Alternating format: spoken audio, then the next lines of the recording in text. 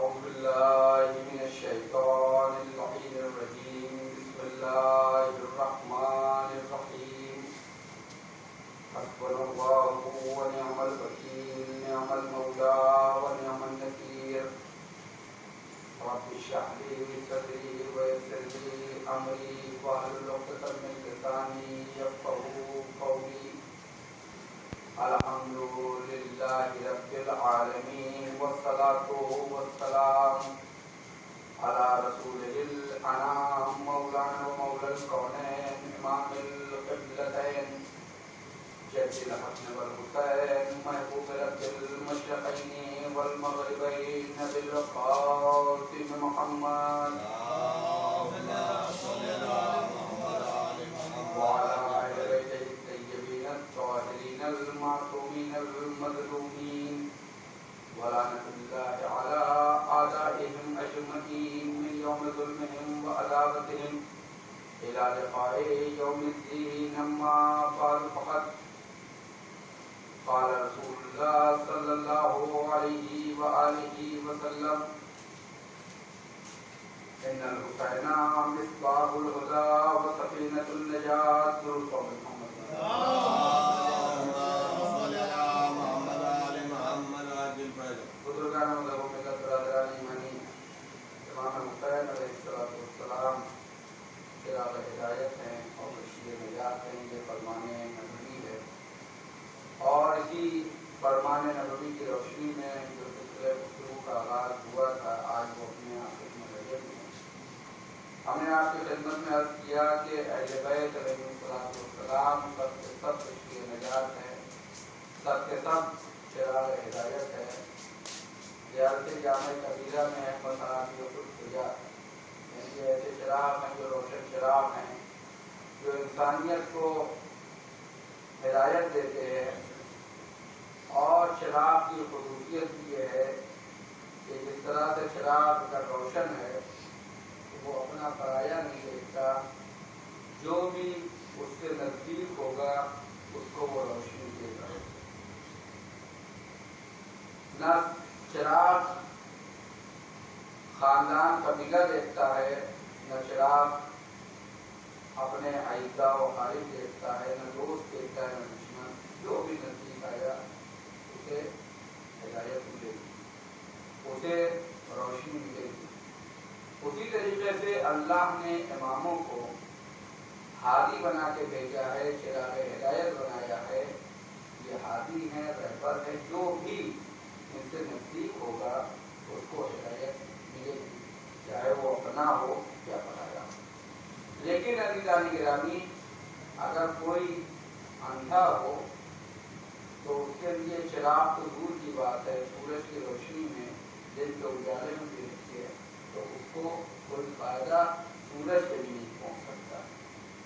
اسی طریقے سے اگر انسان گناہوں سے پر ہو, دل سیاہ ہو گیا ہو, حرام خوری سے اور مال حرام سے پیٹ بھرا ہو, تو امام حسین علیہ السلام نے فرمایا کہ تمہیں ہماری بات سمجھ میں نہیں آئی. لیکن عزیزان گرامی, یہ تمام چیزیں اپنی جگہ, لیکن جو امام کا کام ہے کہ وہ عدل کو قائم کرے, وہ عدل کو قائم کرے. اور امام فیصلہ کریں گے عدل کے ساتھ کریں گے, امام ہدایت کریں گے تو عدل کے ساتھ جو بھی ان سے نزدیک ہوگا اس کو ہدایت ملے گی, جو بھی ان سے نزدیک ہوگا اس کو ہدایت ملے گی. آپ ائمہ کی تاریخ اٹھا کے دیکھ لیجیے, ائمہ کے پاس چاہے اپنا آیا یا غیر آیا, دوست آیا یا دشمن آیا, ہر ایک کو ہمارے ائمہ علیہ السلام نے اسی طریقے سے ملے جس طرح سے ہر ایک سے ملتے ہیں. نہ یہاں فیصلے بدلتے ہیں, نہ یہاں مزاج بدلتا ہے, نہ یہاں اپنا پرایا ہوتا ہے. ہاں اگر کوئی چاہنے والا ہوگا تو اس کے اوپر خصوصی نظر ہوگی. راوی کہتا ہے کہ میں نے دیکھا کہ چھٹے امام حضرت امام جعفر صادق علیہ السلام رات کے اندھیرے میں جبکہ بارش بھی ہو رہی, ایسے عالم میں نے دیکھا کہ امام علیہ السلام گھر سے نکلے اور ایک تھیلی اپنی پشت پہ اٹھائے ہوئے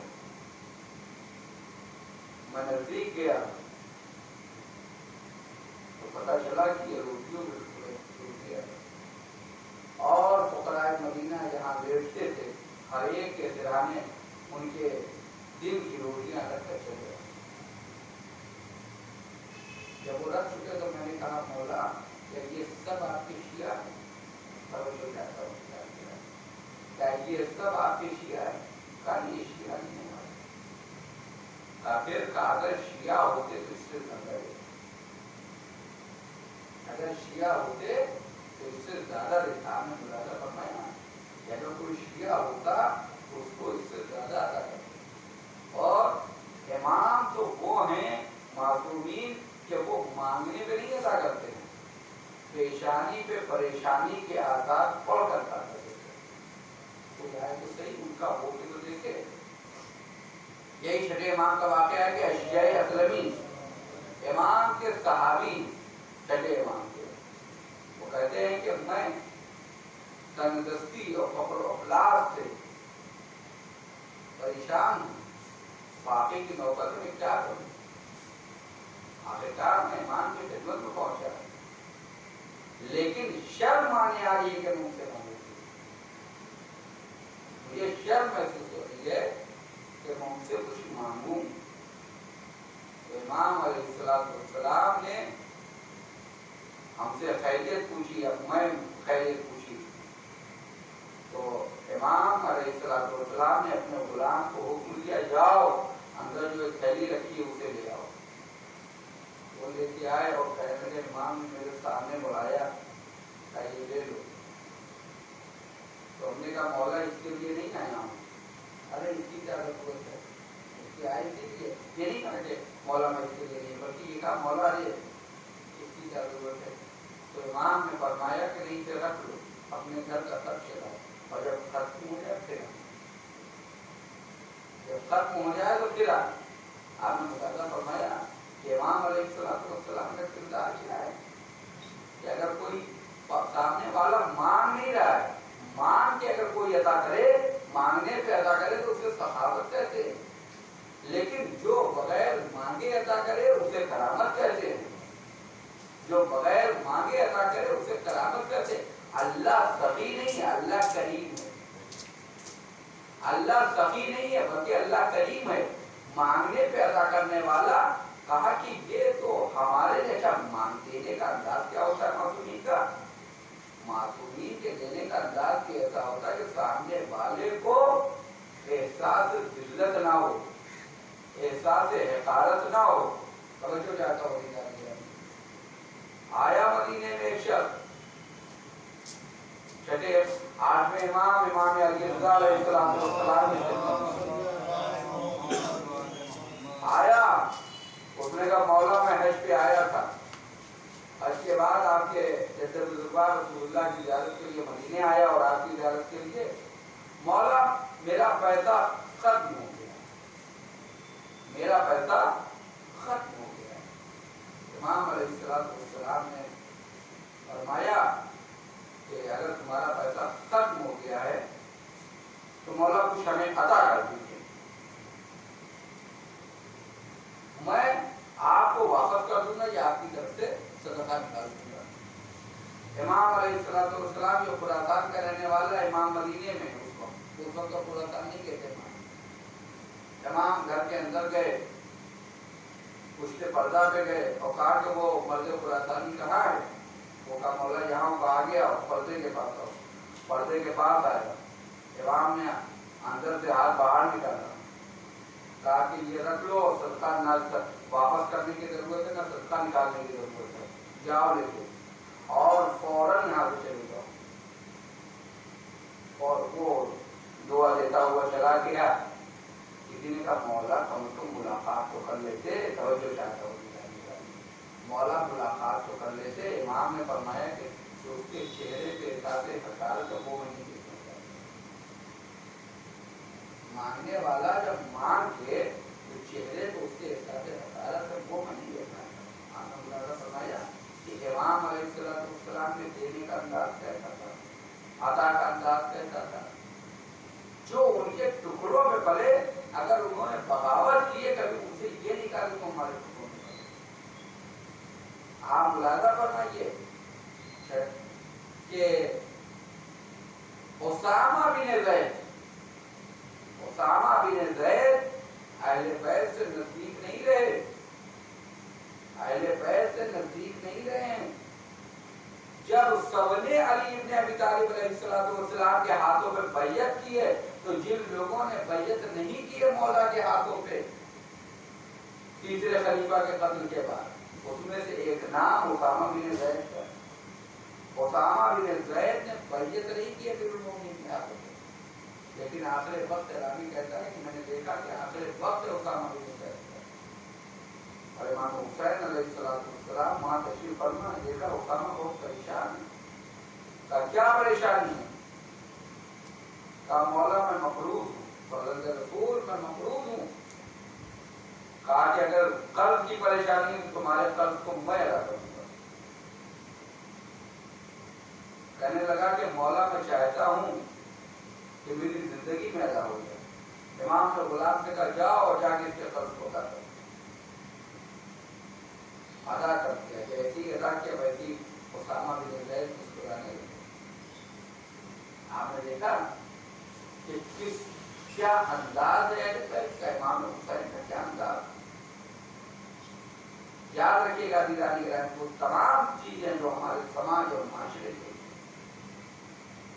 نقصان دہ ہیں وہ اہل بیت کی تعلیمات سے جڑی ہے، وہ اہل بیت علیہ السلام کی تعلیمات سے جڑی ہے کہ انسان کیا کچھ نہیں کرتا، اور اگر کوئی گناہ کرے گا تو اہل بیت علیہ السلام کو الناس کی رعایت نہیں کرے گا، لوگوں کو پریشان کرے گا۔ اب آپ سوچئے کہ کچھ چیزیں ایسی ہوتی ہیں کہ اہل بیت علیہ السلام نے جس کی طرف انسان کو متوجہ کیا ہے۔ کوفے میں قوم سمود کے بقیہ لوگ، قوم سمود پہ اللہ کا عذاب آیا تھا، کچھ لوگ بھاگ کے ادھر آ گئے تھے عراق کی طرف، کوفے میں رہتے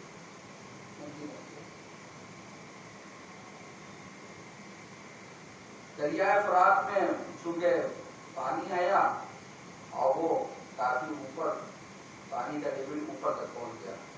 امیر المومنین سے آ کے اس وقت آپ حاکم تھے وہاں پر، ان سے کہا گیا کہ آپ نکلے تو اسی محلے سے نکلے جہاں پر یہ قوم سمود کے لوگ رہتے، تو لوٹے وہاں پر جوان لوٹے چوراہوں پہ، جیسے گلی اور ہر گلی کے نکڑ پہ اور چوراہوں پر کھڑے رہتے ہیں، بیکاری کا اڈا بنا دیتے ہیں، اس کے اوپر ایسے رہتے پابندی لگائی، کھڑے ہیں لوٹے، کسی نے کچھ کہہ دیا، توہین کی امیر المومنین نے کہا یا سمود، اے قوم سمود سے باقی مان کر لو، خیر مجھ بزرگان آئے، انہوں نے دین پشاور کیا۔ امام علیہ السلام نے اس وقت وہ چیز بیان کی ہے کہ جو آج اگر سماج میں رائج ہو جائے تو ہمارے یہاں ہمارے محلے، ہماری گلیاں محفوظ ہیں۔ میں معاف تو کر دوں گا لیکن ہمارے کوئی شرائط نہیں۔ کا مولا بتائیے کیا کرتے ہیں؟ کہا کہ یہ لڑکے اب گلیوں میں اور سڑکوں پہ اور چوراہوں پر اس طرح سے ٹہلتے گھومتے کھڑے ہوئے دکھائی نہ دے، تاکہ لوگوں کی جان مال ناموس عزت سب محفوظ رہے۔ سڑکوں گلیوں اور چوراہوں پر اس طرح سے دکھے نا گرے ہوئے، یہ مناسب نہیں ہے، امام نے منع کیا۔ پھر دوسری چیز کہی کہ یہ جو تمہارے یہاں کا جو گندا پانی گھروں کا سڑک کے اوپر بہ رہا ہے یہ بھی نہیں بہنا چاہیے تاکہ کوئی نجس نہ ہو۔ کیا آج ہمارے یہاں ہے؟ پھر تیسری چیز امام نے کہی کہ جو تمہارے یہاں کے کھڑکی دروازے ہیں وہ اس طرح سے نہ ہو کہ نامحرم کسی دوسرے کے گھر کی دیکھ پائے۔ آپ ملاحظہ فرمائیے گا اہل بیت کی سیرت کیا ہے کہ امیر المومنین نے اپنے زمانے میں اس چیز کو رائج کیا کہ اس طرح سے گھر بنے کہ کہ جس میں دوسرے کے گھر کی بے پردگی نہ ہو. یہ امام علیہ السلام کا کردار ہے. اہل بیت علیہ السلام کی سیرت ہے کہ جس کی روشنی میں امام علیہ السلام نے بیان کیا ہے. سماج کی میں جو برائیاں ہیں اور جو چیزیں ہیں جو انسان کو جوڑتی ہیں، اسلام صرف آخرت کے لیے نہیں ہے کہ آپ آئیے نماز پڑھیے، روزہ رکھیے اور اس کے بعد اللہ اللہ کریے اور آپ دنیا میں لوگ آپ سے پریشان ہوں. دنیا میں لوگ پریشان ہوں، حقوق الناس کی رعایت نہ ہو، بھائی بھائی کا نہ ہو، اپنے ذاتی مفاد کے لیے دوسرے غلط گواہیاں دی جانے لگے. یہ نہیں ہے. میں آپ کے خدمت میں عرض کروں کہ سلوات پڑھوں.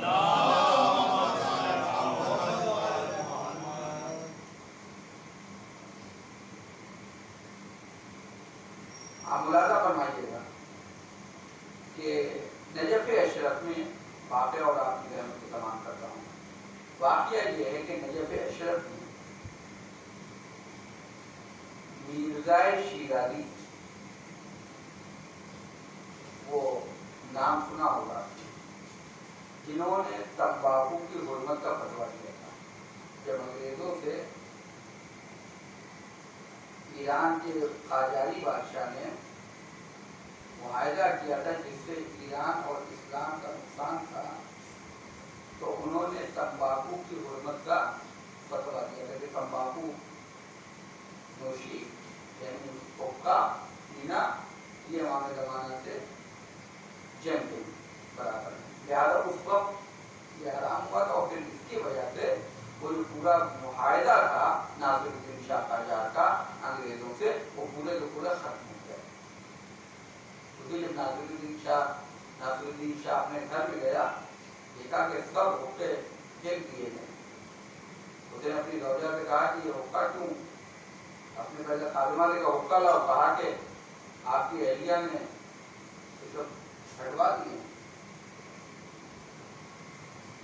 اس نے اپنی بیوی سے کہا کیا ملکیت کی طاقت ہوتی ہے اور ملکیت کیا ہوتی ہے، اور ملکیت کس طرح سے انسان کو اور انسانیت کو محفوظ رکھتی ہے. اس کو ملاحظہ فرمائیے. ناصر الدین شاہ قاجار کہتا ہے مگر تمباکو حرام ہے، کس نے اسے حرام کیا؟ تو زوجہ کہتی ہے بادشاہ کی زوجہ ہے، ناصر الدین شاہ کی زوجہ ہے. وہ کہتی ہے کہ جس نے ہمیں آپ کے لیے حلال کیا ہے اسی نے حرام کیا ہے. جس نے ہمیں آپ کے لیے حلال کیا ہے اسی نے تمباکو کو حرام کیا ہے. یہ اندازہ کہتے ہیں. اور یہ حرام کس نے کیا؟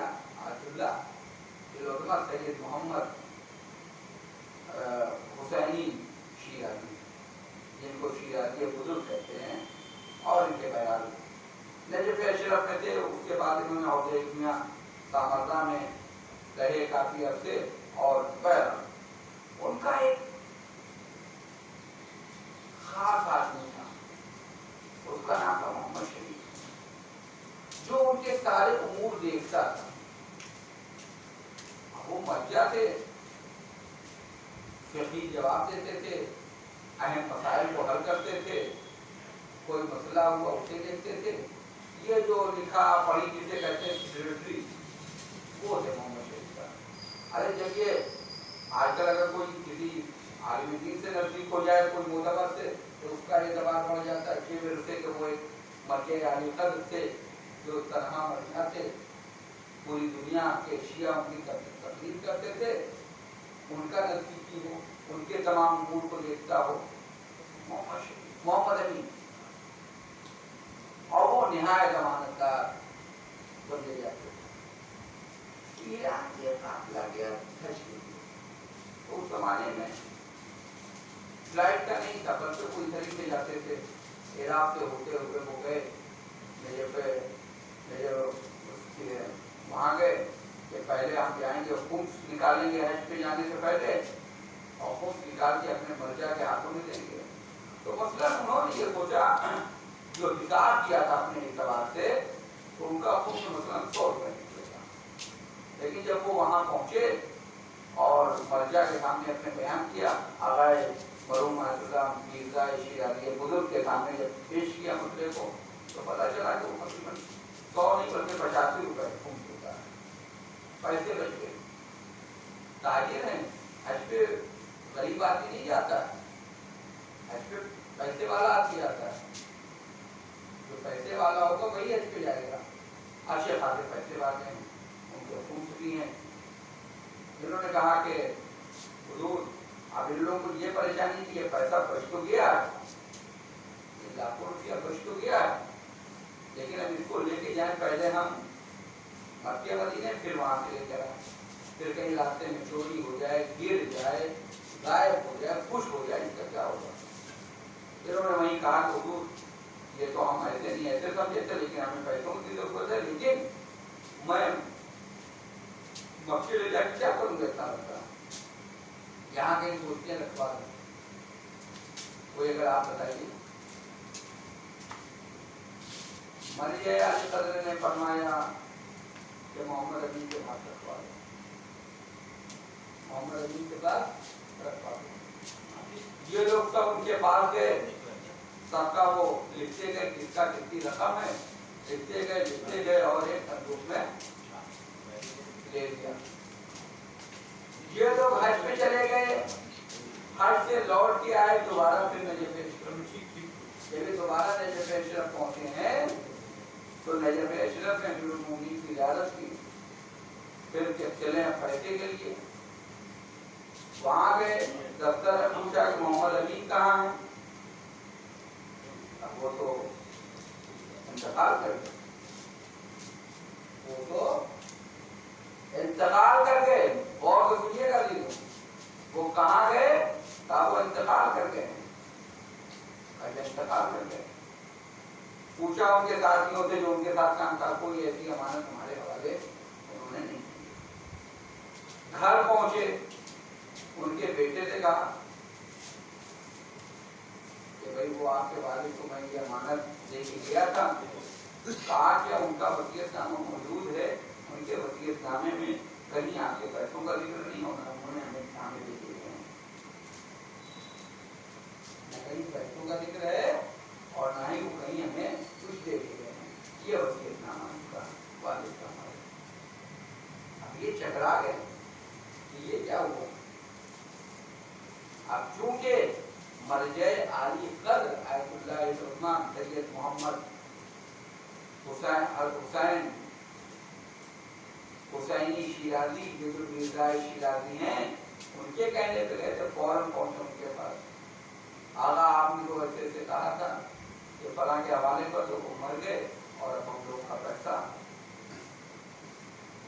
कहा उनके बेटे ने क्या कहा, कहा कि कोई वसीयत नहीं है और कहीं कोई पैसा नहीं, जहाँ पे भी आपके यहाँ जो ये काम करते हैं यहाँ भी किसी को नहीं बता दिए गए, क्या करें। उन्होंने कहा एक काम करो,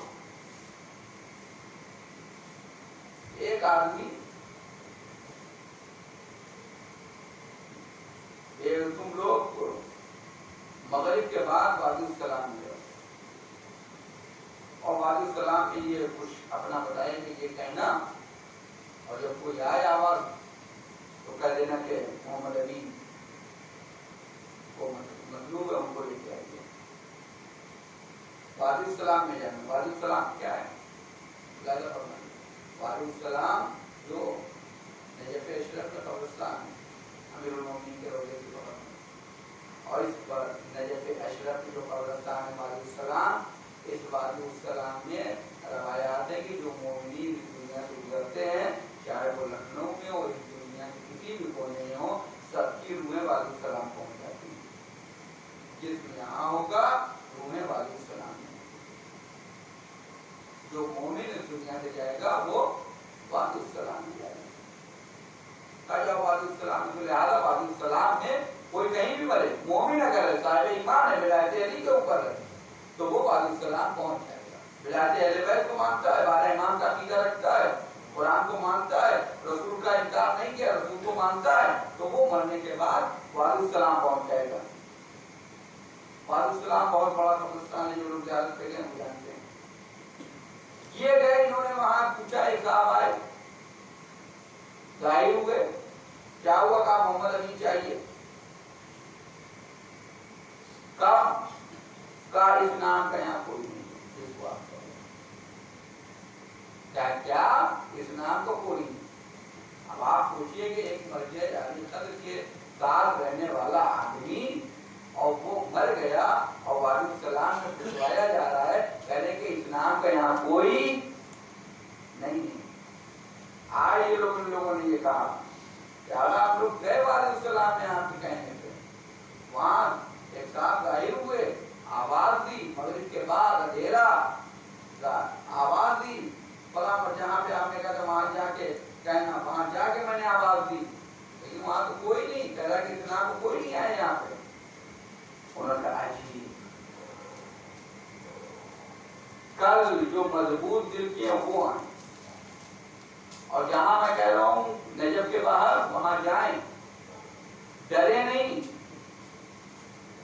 और वो लोग वहां पहुंचे, बताया कि फला जगह जाओ, वहां जाके आवाज देना। डरावनी सूरतें, डरावनी आवाजें आएंगी, लेकिन डरना नहीं।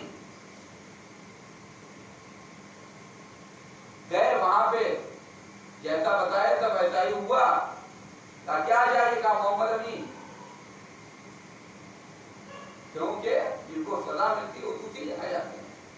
क्या देखा कि यही मोहम्मद अमीन को इस तरह से लाया गया है, क्योंकि इन्होंने एक बात कही थी कि 2 सवाल कर लेना, अपने माल को पूछना और उसके बाद ये कहना कि तुम्हारा ये हाल हुआ कैसे, तुम्हारा हाल ही कैसे हुआ है।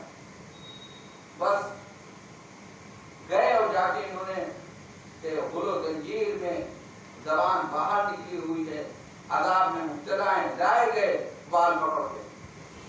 कहाँ है माल?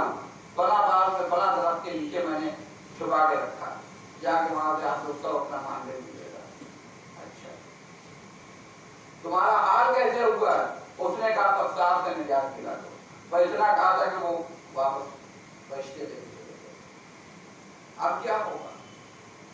ऐसा बदलना था। यानी इंसान जिसकी समाज में, माशरे में कि ये मर्जे आलिकल पूरी दुनिया के शियों के मर्जा थे। यानी उस जमाने में तो एक ही मर्जा होता था, सिर्फ एक तनहा मर्जा आयतुल्लाह उस्मा सैयद मोहम्मद हसन शिराजी, मिर्जा मोहम्मद हसन शिराजी। उनके साथ उनका मोतमिद खास है, उनके यहाँ काम करता है, उनके सारे उमूर देखता है। उन्होंने इसकी अमानतदारी की बात कही है कि अगर तुम मेरे पास इसके पास सामान रख के जाओ, कितना मोमिन होगा, हर तरफ उसका चर्चा होगा कि ये मर्जे अली कद्र के खास हैं, ये आगाए मिर्जा बुजुर्ग शिराजी के खास हैं, रहमतुल्लाह अलैह के खास हैं। ये उस मर्जा के खास हैं कि जिसने बरतानिया की सियासत को नाकाम कर दिया था उसका फतवा देने के बाद, ये उनके खास हैं। आए, मान लिया, उसके बाद आए इनके पास, कहा कि बताओ क्या कहा था? बस इतना कहा कि कस्साब से निजात दिला दो। अच्छा, कूफे में, नजफ में जो कस्साब थे, कसाई, चूंकि वहां तो शियाई होते, जो भी काम होगा सब शियाई होंगे। वहां जहां जहां दुकानें थी कस्साब की, वहां गए, पूछा कि भाई मोहम्मद अमीन को जानते हैं?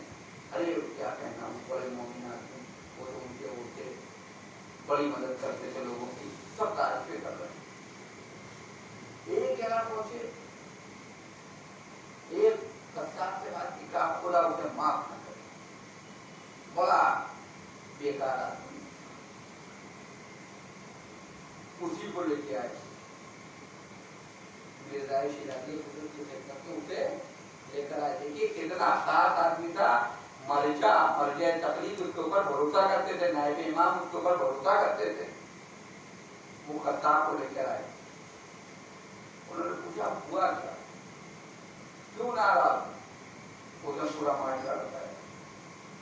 कहा कि हमारी बेटी हमारी बेटी के रिश्ता, क्योंकि हमारा हम यहाँ बस्ता भी करते हैं, जानवर हमारा बसरे से आता है, नजर में रहते हैं, बसरे से जानवर आता है, तो वो कभी जानवर भेज देता है, यहाँ हम विवाह करके बेचते हैं गोल, और उसके बाद कभी वो आता है पैसा लेने, कभी कई बरस हो गए। जब मैं गया वहां तो पैसे दे दिए, वो आया यहाँ जब तो मैंने दे दिए, घर आना जाना था। एक दिन उसने कहा कि चूंकि हमारे और तुम्हारे रास्ते बहुत अच्छे हैं इतने दिन से, तो मैं चाहता हूँ क्यों ना कि तुम्हारी बेटी है, हमारा बेटा है, रिश्तेदारी हो जाए, तुम्हारी बेटी है। हमने कहा हाँ बेहतर है, कहा पता कर लो, पहले तुम भी अपने हिसाब से पता करो और हम भी अपने हिसाब से पता करो। का पता किससे किया जाए? नजफ के सबसे मोतबर यही मोहम्मद अली, ये हर एक के आना जाना, क्योंकि मर जा तो जाएगा नहीं, दुकान दुकान काम करने की हर जगह पहुंचते थे, हर एक के गमों को उसमें हर एक को जानते थे, हर एक को जानता था। तो हमने पूछा कि किसके बारे में, हम तो परदेसी, हम तो बसरे के रहने वाले, नजफ का किससे पूछे? देखो ये है मर्जिया तबलीग के खास लोगों ने बताया, इनके घर घर में रसाई, हर घर के बारे में ये जानते हैं, क्योंकि हर घर वाला इनके पास आता है अपने मसाइल लेके, ये जानते हैं। इनसे पूछा गया, इन्होंने मना नहीं किया, वो कहने लगा कि इनसे गोश्त की खरीदो फरोख्त में थोड़ा हमसे इख्तिलाफ हो गया, थोड़ा हमसे इख्तिलाफ हो गया था किसी बात के लेके, तो लिहाजा ये हमसे नाराज थे। ये जब नाराज हुए, जब पूछा गया इनसे कि भाई इसके बारे में आपका क्या है, इनकी बेटी के बारे में, तो इन्होंने मना नहीं किया, इन्होंने मना नहीं किया, लेकिन इस तरह से बताया कि क्या आप जानते हैं, तो बात औकात हाँ भी ऐसा होता है कि नहीं कि हाँ जानते हैं, एक अंदाज होता है जिससे नहीं की आ रही होती है। इस तरह इन्होंने बयान किया का उसके बाद न सिर्फ ये कि वो रिश्ता खत्म हुआ, बल्कि नजफ हर आदमी कहने लगा कि मर्जे आलिकल का खास आदमी और इतना मोमिन नमाज शब का पाबंद, मर्जे हर एक को मसाइल को देखता है, सब कुछ यही है। जब इसने कह दिया, मना कर दिया है, अच्छा रिस्पॉन्स नहीं दिया है, इसका मतलब है तो सराबी का मेरी बेटी कुंवारी बैठी हुई है, तो मैं उसे बदुआ नहीं दूंगा, तो दुआ दूंगा। मुलाजा फरमा रहे आप, अली जाने गिरामी मुलाजा फरमाइएगा, इंसान जितना भी नेक काम करने लगे, हत्ता कि चाहे वो मर जाए, आलिकल हमारे जैसे गुनाहगार मौलवियों की बात नहीं है, बल्कि उन मलाये किराम के जो के इमाम ज़माना के नायब हैं, अगर उनसे भी नजदीक क्यों ना हो जाए, लेकिन अगर हुकूकुन नास लोगों पर जुल्म करेगा, लोगों के साथ खयानत करेगा, तो अल्लाह उसे माफ नहीं करता है। का क्या करोगे? का माफ कर दो, का नहीं माफ करेंगे, क्या करें, माफ कर दो, का मेरी बेटी का अच्छा एक बार बताओ, अगर मैं तुम्हारी बेटी की शादी करवा दूं तो क्या माफ करोगे? कहाँ माफ कर देंगे। उन्होंने अपने शादी को हुक्म दिया कि तुम्हें शादी करनी हो तो इसकी बेटी की शादी करो। उसने फौरन कबूल किया, वहीं आगे पढ़ दिया, खुदा माफ करो। तो अधिकारी गिरामी आपने देखा, ये देखिए बताइए कि ये चीजें ऐसी हैं कि अगर इंसान इस तरह का गुनाह करता है, तो अगर वो वहां हो, मर्जे आलिकल के नजफ अशरफ में रहता हो, रोजाना अमीरुल मोमिनीन की ज़ियारत करता हो, लेकिन अगर किसी के रिश्ते तो उगाता हो, और अगर किसी को महारत है और हर खिलाफ की महफिल की जीनत बनता हो, तो उसकी तो बात ही अलग है। तो जो इख्तिलाफात हैं, अरे इसको जो हुकूकुन्नास की रियायत जरूरी है। इमाम हुसैन अलैहिस्सलाम ने सुबह आशूर अपने उस मुख्तसर से लश्कर से कहा था कि जिसकी गर्दनों पे दूसरों का हक है वो याद जाए, जिसकी भी गर्दन पे हक है वो जाए, या वो अहले बैत भी उसी को अपने साथ रखते हैं जिसकी गर्दन पे दूसरों का हक ना हो।